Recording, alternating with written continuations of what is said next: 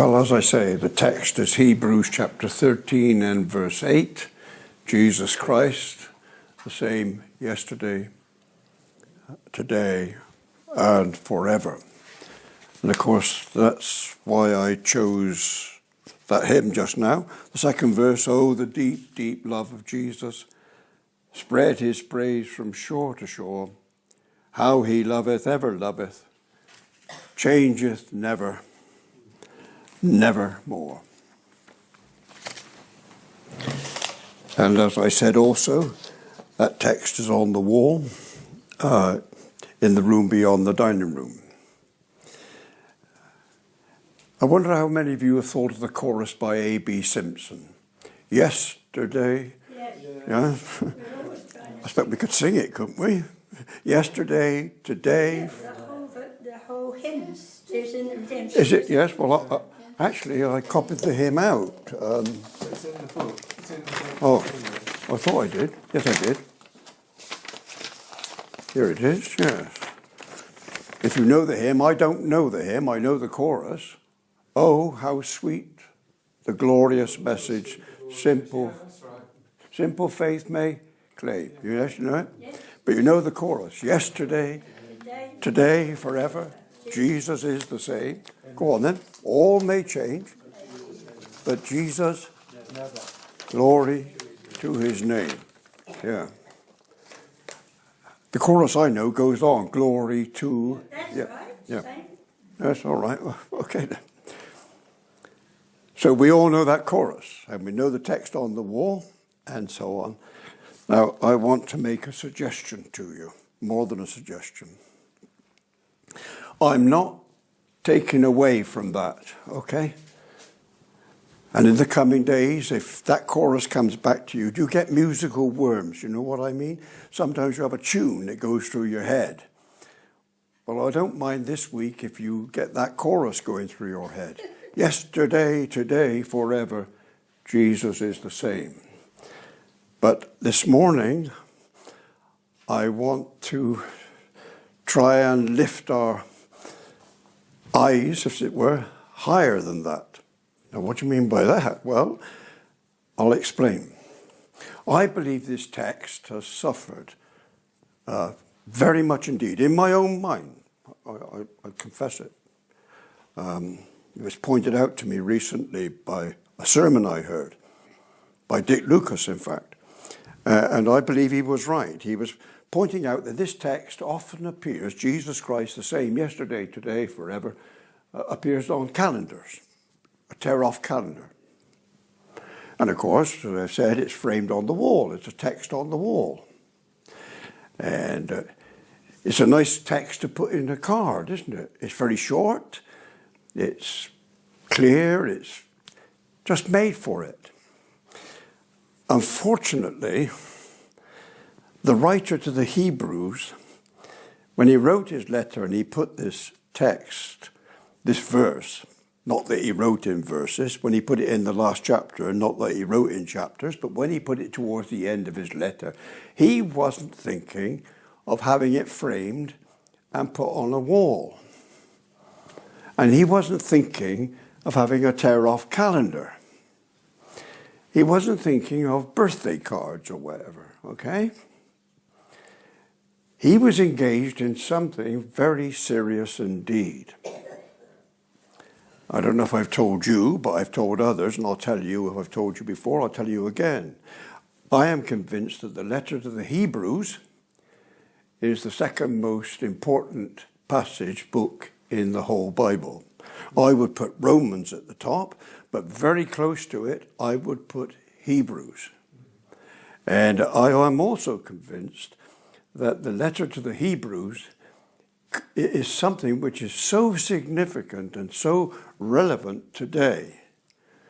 And I think many believers are not well acquainted with the letter that this man wrote to the Hebrews. And it's a great pity. I think many, many mistakes are being made because people do not know, do not understand and follow out the teaching of Hebrews. This man is getting towards the end of his letter.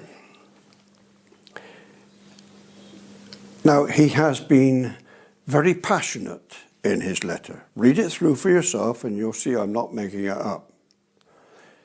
He has something which is a tremendous burden to him, and he's had to discharge it. I believe he is writing to fellow Jews who have been converted, but for some reason or another, these fellow Jews have grown weary. Maybe it's persecution. Whatever it is, something is taking them away from the gospel. And there is a tendency amongst them, you can read it in the letter, to go back to Judaism. Now, let me be frank about this and clear about this. I can sympathize with them to a certain extent. Let me explain what I mean. Have you ever thought what it must have been like in the days of the Old Covenant, the temple and the tabernacle, what it must have been like for Jews in their worship of God, in their service of God? Can you imagine what temple life must have been like with all those sacrifices, with all those priests, and all their vestments, and all the incense, and all the choirs, the music, and the instruments? I was speaking earlier this morning on Psalm 150. Drums, dancing, trumpets, harps. It was a magnificent show, wasn't it? Look at the temple. Look at the gold of Solomon's temple. And you imagine these Jews, they've been brought up in all this kind of thing, their years of tradition, their history. And where are they now? Well, they're converted to Christ. Well, what wonderful building have they got? They haven't got one at all. What kind of priests have they got dressed in all these vestments? They haven't got any. This is the only thing I'll show you. Well, you know what's under there. Bread and a cup. Baptism. A Bible open. No special rooms, no special robes, no choirs, no trumpets, no lyres, no drums. None of this. How simple it is, how plain it is, how unadorned it is. If I can illustrate this. This is going to offend some of you, but I'll give you the illustration. In the past few days, you've all been staring at television. I don't suppose you were invited. I expect you staring at television and you saw the funeral of the Queen, didn't you?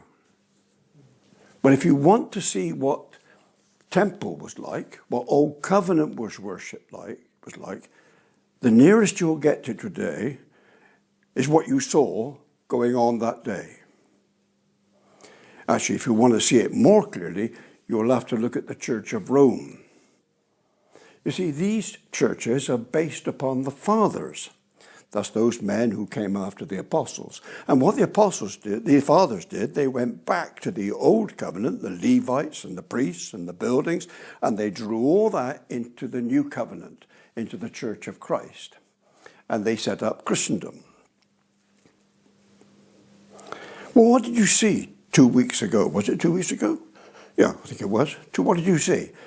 Well, I saw a magnificent, well, if you want to call it that, a tremendous building, didn't you? Splendid building. You saw men dressed in all the colours of the rainbow, didn't you? I did. I'm not talking about the TV spectacular. I'm not talking about the state ceremonial. That was all very magnificent. I don't deny it. But what do you see in a religious sense? The choirs. And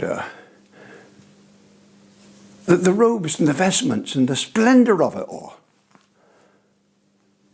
Well, look at what we got here this morning. You got me. And I got you. But can you see how the Jews might have thought, these Jews, they were suffering persecution? We read in Hebrews chapter 10, that their furniture was being chucked out on the street. They were being attacked. You can see how they might tend to go back. So this man is passionately saying to them over and over again, don't go back. Don't leave Christ. Very briefly. The letter to the Hebrews contains more warnings than any book in the New Testament. Very severe warnings. Chapter 2, chapter 6, chapter 10, and chapter 12. It's full of warnings. The commentators are frightened to death by these warnings. And what they do, they find clever ways of getting round the warnings. My advice to you is don't get round them. Stick with them. So when, for example, in chapter 2, the writer says to these people, how shall we escape if we neglect so great salvation? Don't try and explain that away. Just don't neglect this salvation. When you read in Hebrews chapter 6, how can we bring them back if they crucify Christ again in their minds, if they leave him? Don't try and explain it away. Just don't leave Christ. Hebrews chapter 10. They draw back. Don't explain it away. Just don't draw back. And so on. Now, he not only gives them warnings, what he does, he takes all those pictures, those shadows, those elements of the old covenant that I've just described to you, priests and so on. And in every case, he says to them, yes, that was all wonderful in the old covenant, wasn't it? It was all splendid, wasn't it? But don't you realize, he says, that in the new covenant, however simple and bare it might seem, we have something greater, far greater than anything that they knew in the old covenant. Let me explain it to you. How does this letter start? He doesn't start by saying, my dear friends, I hope you're well. The weather here is... No, he doesn't start like that at all. He starts like this. God, who at sundry times and in divers manners, in various ways, spoke to our fathers by the prophets. The prophets. We've got Isaiah. We've got Jeremiah, Ezekiel. God has spoken to us by the prophets. Hath in these last days, these gospel days, spoken unto us by his Son. You want to leave the Son and go back to Ezekiel? I'm not decrying Ezekiel. I'm not pulling him down. But Ezekiel compared to Christ? But in the old covenant, we had angels, didn't we? We had angels. They ministered the covenant to Moses. Yes, good, yeah. What does he say? Chapter 1 again. He hasn't got very far. I think it's verse 8. God is addressing his Son. And this is what he says to him. God is addressing his Son. This is what the writer of the Hebrews says, and he says this. Thy throne, O God... This is the Father speaking to the Son. Thy throne, O God, is forever and ever. Angels are sent to minister to us, he says in chapter 1. And so he goes on. But we have Moses. Yeah, you did. Probably one of the greatest generals and leaders and politicians, prophets that ever lived, yes. There's hardly an equal to Moses, but there's one who tops him.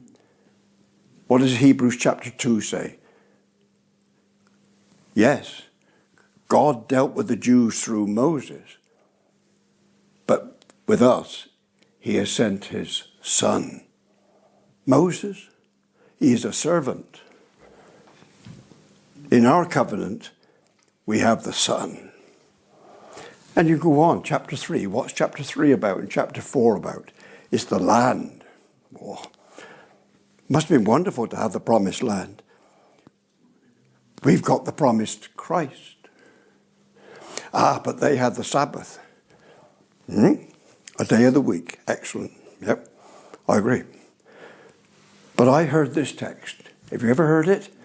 Come unto me, all you who labor and are heavy laden, and I will give you rest. Would you rather have a day of rest or an eternity of rest? Would you rather have a day of not going to work, or would you rather have peace with God through our Lord Jesus Christ? This is what the writer of the Hebrews is saying, chapter 4. What did he say in chapter 5, 6, and 7, and 8, and 9? Oh, we have priests. Yeah. They were men, weren't they? So you went to the priest and you said, I've got this problem, this sin. And the priest looked at you, just like your doctor does. Do you know this? When you go to your doctor, you say, oh, I've got this terrible pain, or whatever it is. Do you know what he says? So have I. So have I. I've got the same problem. They're not immune, you know. This is what the writer of the Hebrews says. You go to these priests, but they're sinners too. They're sinners too. Nevertheless, they were the sons of Aaron, and they were priests. But you know, Aaron died. Didn't he? Oh, well then, his son became priest. Oh, well, that's okay, right? But in our covenant, my friend, we have a priest who lives forever, who never dies, and is absolutely without sin. But we had sacrifices, so you did. Morning and evening, special times throughout the year. Ask yourself the question. This is what the writer of the Hebrews says, I think it's chapter 9 now. What did he say? Well, ask yourself a question. Why was there a morning sacrifice and an evening sacrifice every day?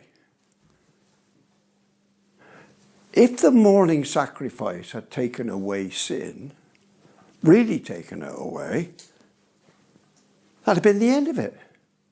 Why did they have to go on doing it? Because it never worked. The blood of bulls and goats never took away sin. But Jesus, by one offering, has perfected forever.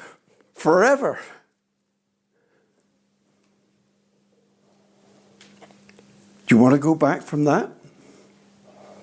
Would you rather have bulls and goats, and however splendid it might look, would you rather have the real thing? In this chapter 13, I read it to you. The Jews might say, but we had an altar. You ought to have seen the altar in the temple. You ought to have seen the altar with those sacrifices. What does the writer here say? We have an altar. Now, we haven't got one, have we? Yes, we have. It's not visible to the naked eye, no, because our altar is Christ. Christ is all. Now, that's what this text is about. This text is about that. This is the punchline in this argument. This is what the writer is saying. That covenant, and you can find this in Galatians chapter 3, but I suggest you read it in the right translation. The authorized version is very bad here. I'm not making it up. We'll talk about it if you want to, and I'll explain it to you. But if you look at it in the modern version, you'll see the right translation. The old covenant came in through Moses, yes, for the Jews, and it lasted until a fixed time, until the coming of Christ.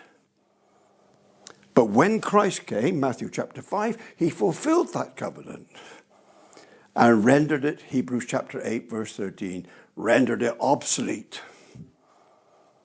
Because he is the reality of all that covenant spoke of. And this is what the writer is finishing with. Jesus Christ, the same yesterday, today, and forever. Now let me explain. This is a punchline to convince these people that the new covenant is superior to the old covenant. The gospel is superior to the law because Christ is all in all. That's his point. And the point he finishes on this is this point. Well, you can work it out for yourself. Jesus Christ, the same yesterday, today, and forever. He sees that as the chief point to drive home what he's been saying. Jesus Christ, the same, yesterday, today, and forever. What he is saying to these believers who are tempted to go back is, don't you realize that the old covenant, yes, it was magnificent, but it was temporary. It was fading. It was dying out. Look at Aaron died. Moses died. The prophets died. The temple's in ruins. It's gone. And all the rest of it. But Jesus Christ stands impregnable, eternal, unchanging, unchangeable. Now, I'll go back to what I said at the beginning. I don't want you to think I'm pulling down A.B. Simpson's chorus. There is much comfort and joy in a private way, personal way. Yesterday, today, forever, Jesus is the same. All may change, but Jesus never. Glory to his name. That is a comfort to the soul, and I wouldn't deny it. But the writer here is saying something much bigger than that. He's telling these Jews, don't go back away from Christ. Don't leave him. Because he's the reality of all that illustration you saw before. And the one thing he picks on, as I say, is the fact that Christ is unchanging. Therefore, the covenant is unchanging. It never changes. Nothing's going to change it. I don't care what they discovered at Cambridge. I don't care what they invented, wherever it might be. Nothing can overthrow Christ and his covenant.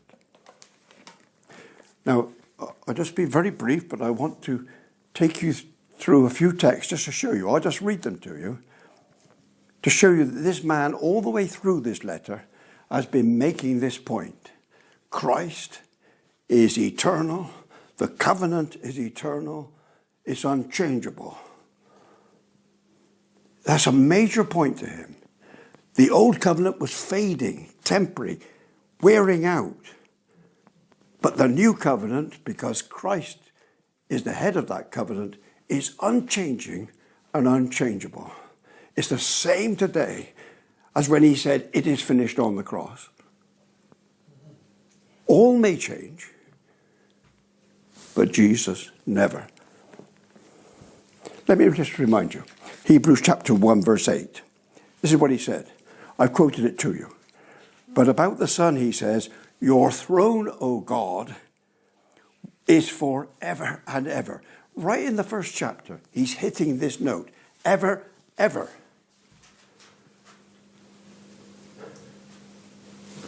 It's a permanent, eternal covenant.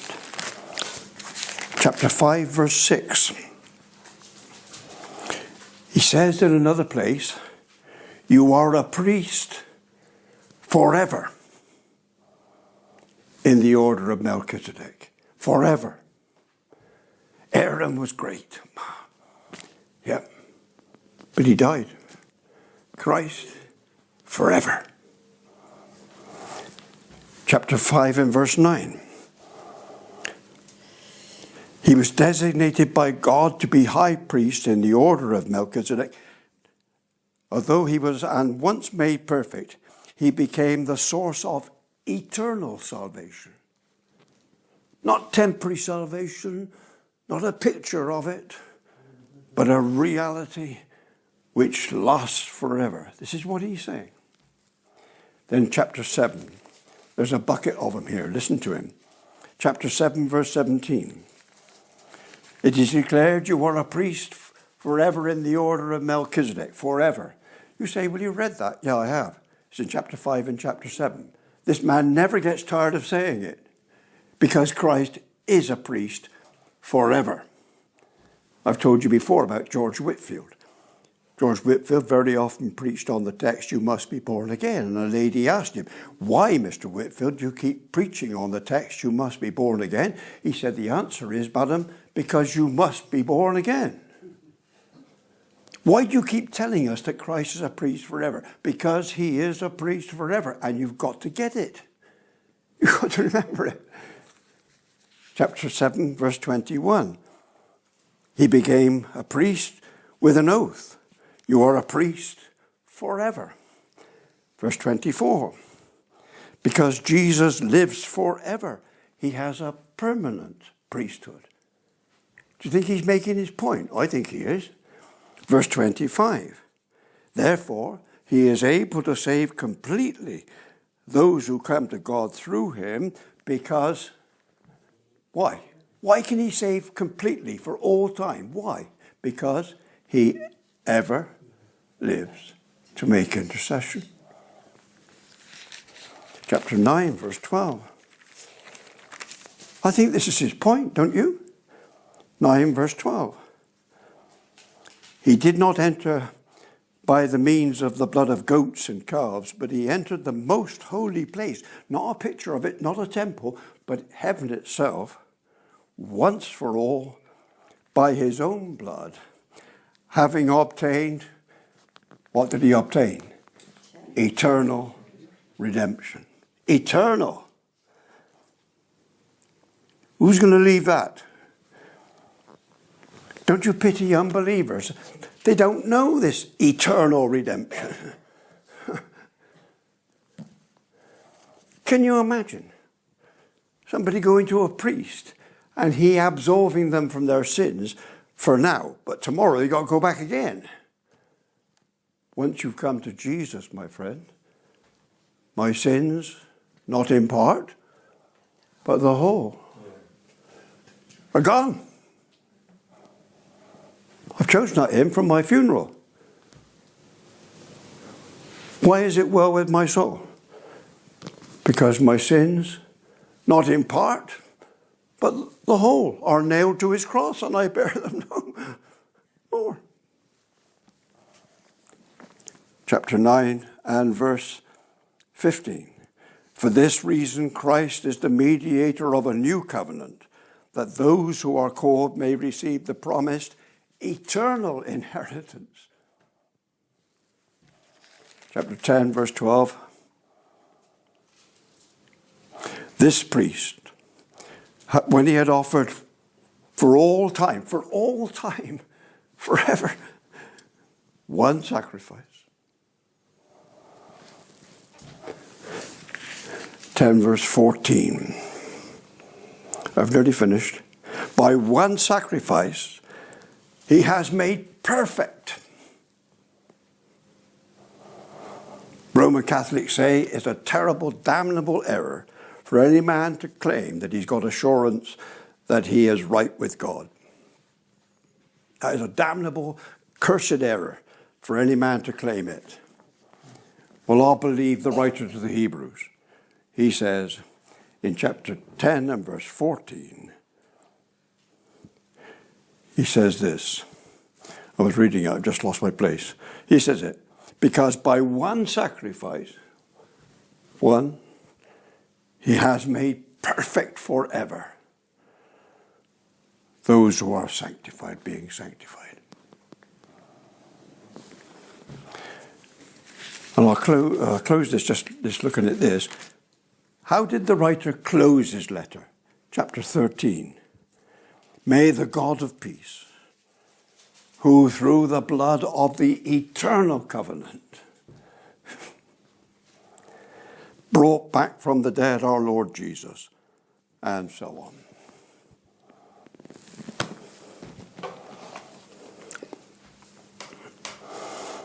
One of the sad things about this text, Jesus Christ, the same yesterday, today, and forever, is that in the modern versions, as far as I can judge, at least the ones I've seen, the modern versions add a word.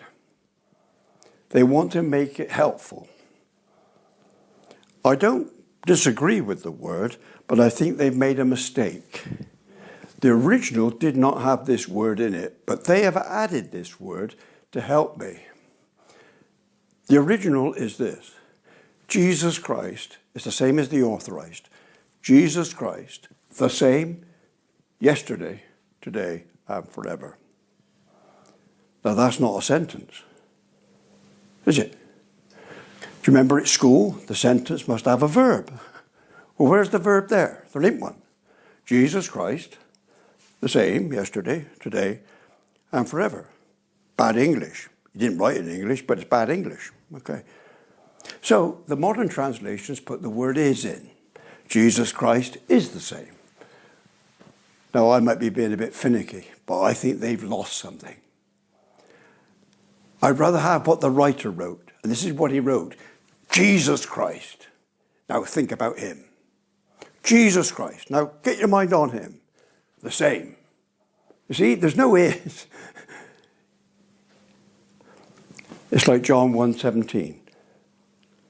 The law was given by Moses. Now many translations go on and put, but grace and truth came by Jesus Christ. And that's good, that's excellent. But it's not what John wrote. John wrote this. The law was given by Moses. Yeah, that's wonderful.